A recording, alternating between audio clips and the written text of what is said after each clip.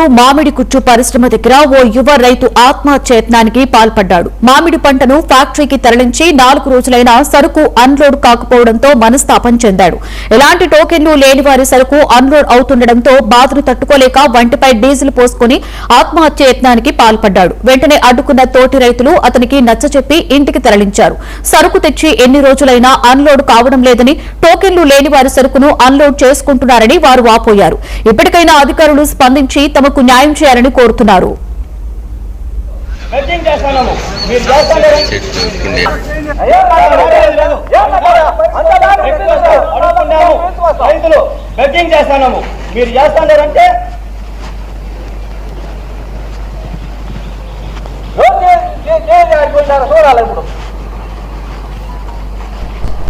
ఇంకా ఒక్కరు కూడా లేదు. ఈ పక్క రండి, ఈ పక్కకి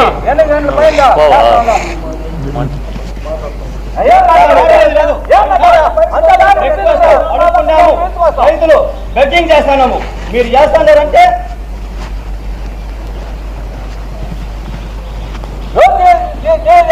చూడాలి. ఇప్పుడు ఇంకా ఒక్కరు కూడా లేదు. ఈ పక్క రండి, ఈ పక్కకి